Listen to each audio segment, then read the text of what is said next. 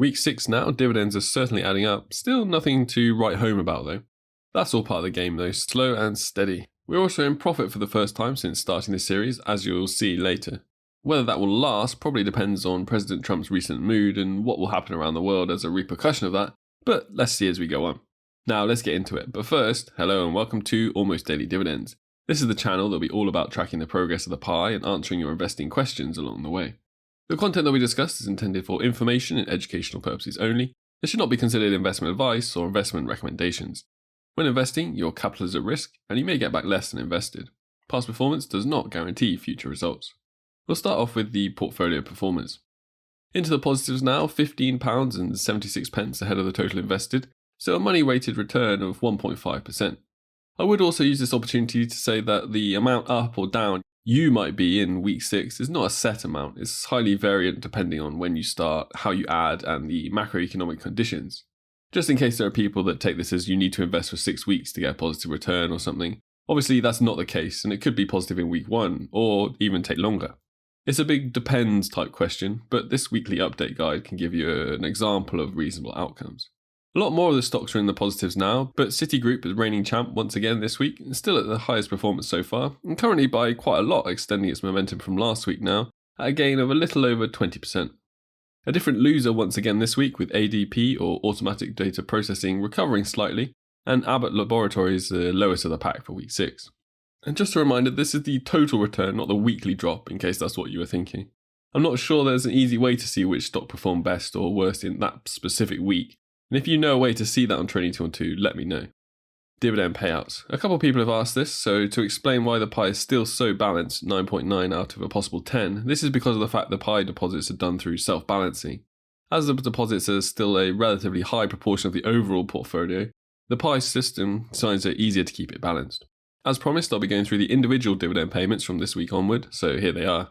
Now this is just the ones that came in this week since the previous auto invest. So 4p from Royal Gold, 10p from Main Street Capital, 4p from Ecolab, 4p from Cardinal Health, 8p from Realty Income, and 6p from Agree Realty. Main, Realty Income, and Agree Realty are all monthly payers. If you're wondering why they're all such varied and different amounts, that's down to the dividend yields of the individual companies themselves. And while we're on the topic of Trading212, I asked Trading212 if they could give me a unique code that you guys can simply type into the promo code section. When investing, your capital is at risk. Sponsored code, terms apply. So if you've opened a new account recently or planning to open an account soon, then here it is, DivExp or DIVEXP, short for the dividend experiment. You have 10 days from opening your account to type this in and receive free fractional shares worth up to £100. I also get something as this is my custom code, so this helps you support the channel too. Now let's move on to the more advanced analysis of the pie so far. Further analysis. For this part of the weekly video, we'll look to Simply Wall Street to do a bit of a deeper dive.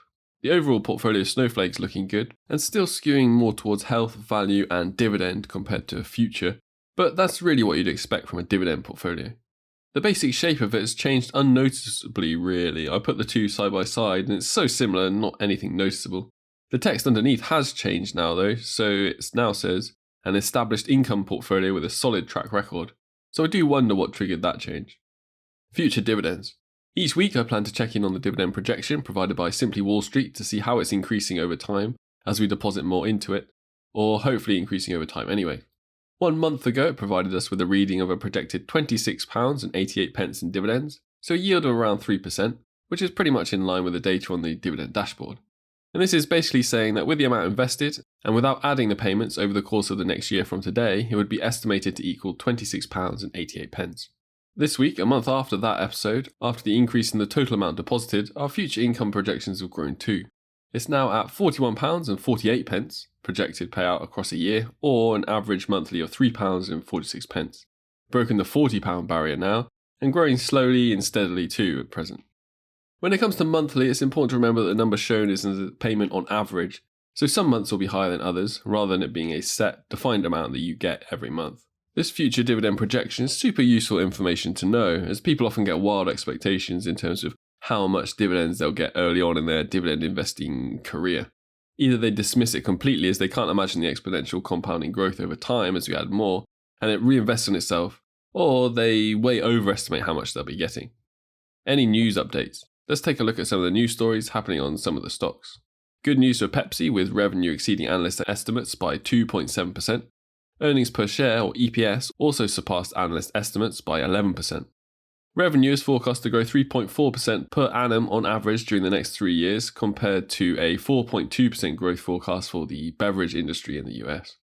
Similar story for BlackRock, revenue exceeded analyst estimates by 4%. Earnings per share also surpassed analyst estimates by 48%. JP Morgan Chase is an interesting one here, with Jamie Dimon selling off a decent sum of his shares in the company JPM. This could be something that does the rounds in financial media as a kind of a scaremongering piece, but it is only around 2% of his holdings, so not necessarily something meaningful or concerning. Now in the videos, I'll just pick a few of the more interesting updates since the last video. As there are 50 stocks in the pie, there'll be many news updates. If you want to read more details on any of these, welcome to use the link straight to the portfolio in the description. The link to that portfolio means you can use it any time to see how the portfolio, or any of the stocks in it, are doing. You should be able to use it to see the details talked about in the videos without even having to sign up. You can also get a free trial and 30% off all Simply Wall Street subscription plans if you wanted to have it personalised to your own portfolio, using that same link in the description and pinned comment. On top of that, if you do decide to sign up, it's a referral link, so that helps support the channel too. Q&A. Questions and answers. Okay, let's move to the Q&A, where I take your questions from the comment section and do my best to answer them. Let's get into it. So first question about whether the stocks are locked in for the duration. Not sure if the question means duration of this series or the duration of maintaining the pie itself, but I can answer both. For this series, if the original pie template changes, then I'll change the copy of the pie in the series. So in terms of the series, it's not locked into the current stocks. If the original pie changes, I'll change the series pie too.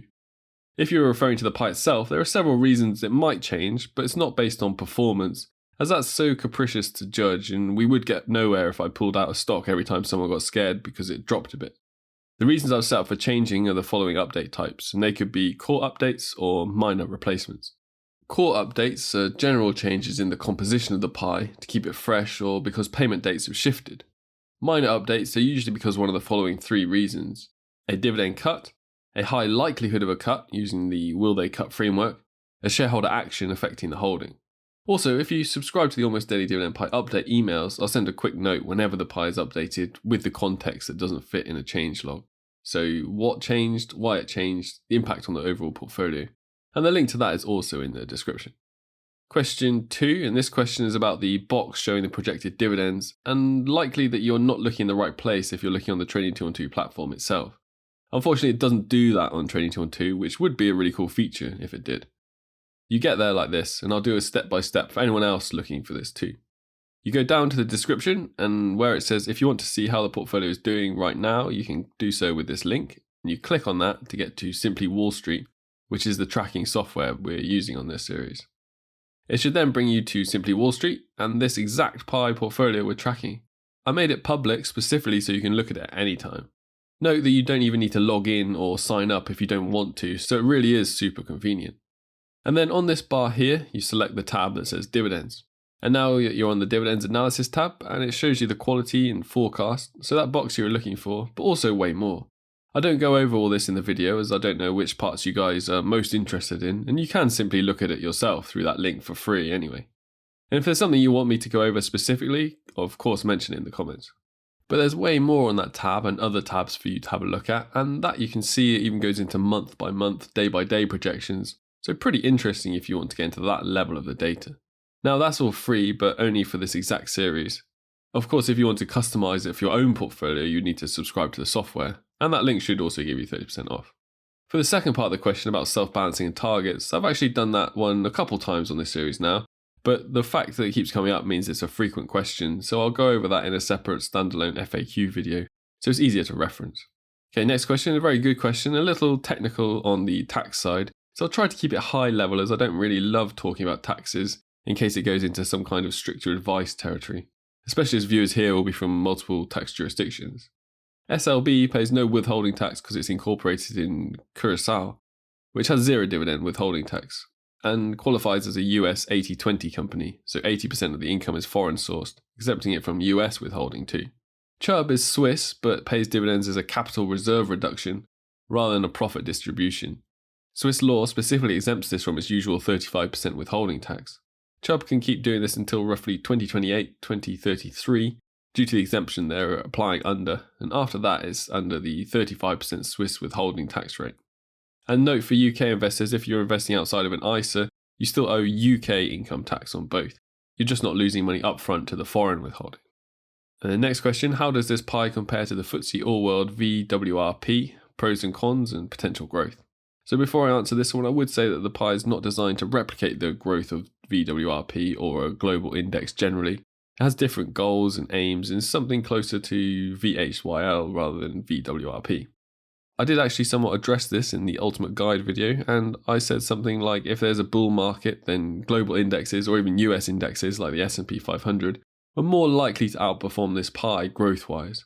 However, in bear markets or downturns, this pie will tend to not drop so much, and those are its opportunity to outperform, even if that is simply by going into a lower negative amount than the index. I also explained in the metronome portfolio about how these two types of portfolio may work in tandem. I also explained my preferred global index, which is not Vanguard's necessarily, in that video. But to compare the growth on an equalised basis, what we can do is take Trading212's calculation of AAR to have a look.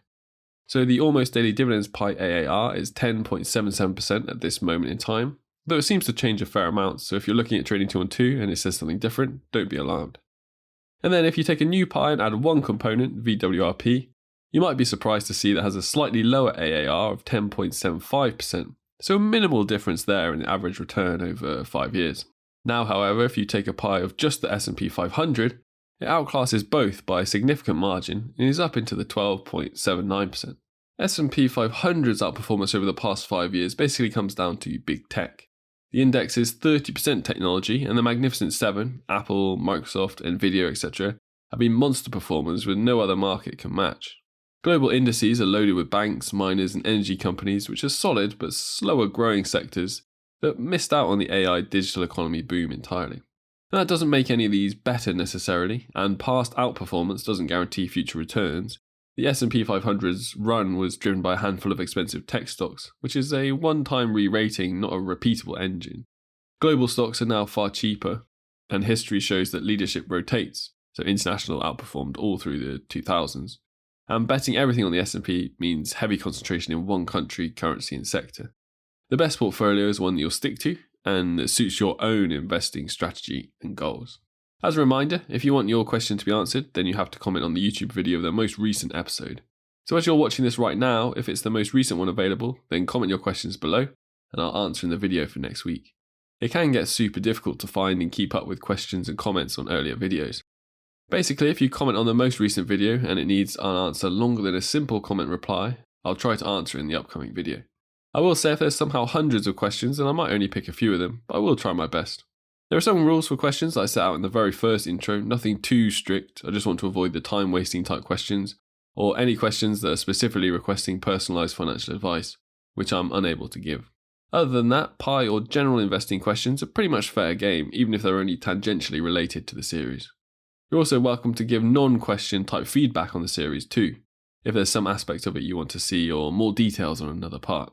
The idea is for new investors to get a good idea of how the almost daily dividend pie, and by extension, investing in general, works, but trying to make it as interesting and fun as possible along the way. See you on the next weekly episode. Hey, thanks for watching this recent episode in the Almost Daily Dividends tracking series all the way through. Just a couple of things before you go. First is, as this is a freshly set up channel, if you want to stay up to date with the new episodes, the best thing to do is to subscribe and turn on the notifications. If you're a pie copier and want to get all the details of when I make changes to the pie and the reasons for the changes, then the best place to do that is sign up to the mailing list.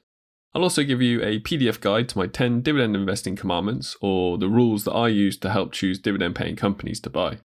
Finally, if you want to find out more details about the pie, then check out the links in the description for more info. See you in the next one.